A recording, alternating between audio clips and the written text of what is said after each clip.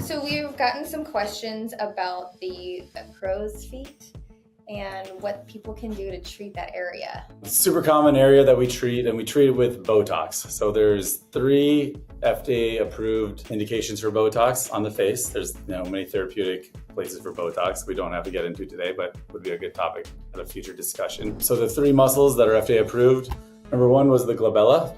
So or corrugator, the vertical lines between the eyebrows, like these guys. And then came the crow's feet.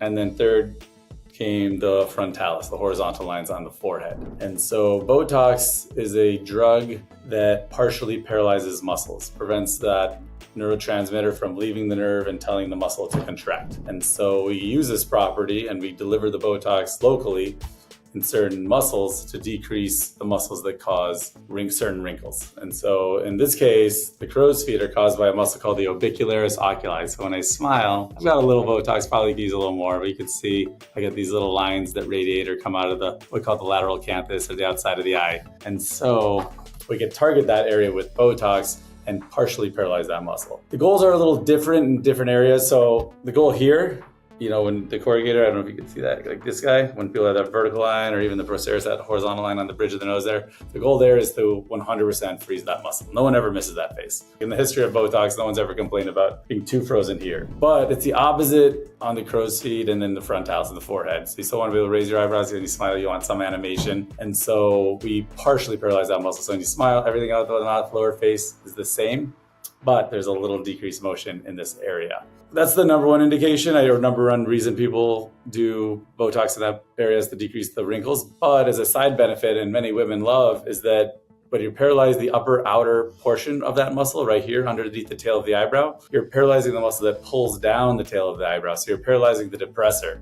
And so that the elevator is left unopposed. And so if you paralyze the depressor and not the elevator, the net effect is you're going to raise the tail of the eyebrow. It gives you more of an arch. It also makes your eye appear more open, bigger, especially when you smile. See how my eyes narrow when I smile?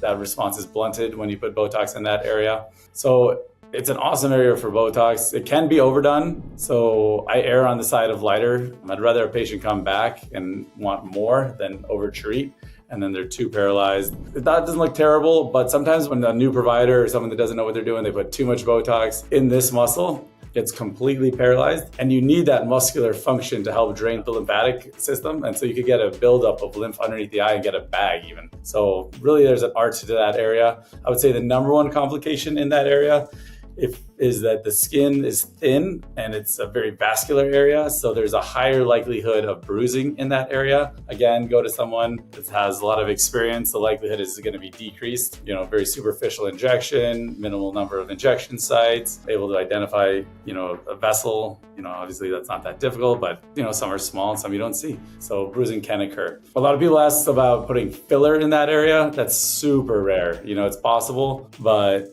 you really have to have deep lines. And the difference is those are static lines. So lines when you're not making the face, as opposed to dynamic lines. When I smile, I get the lines. When I'm not, they're barely there.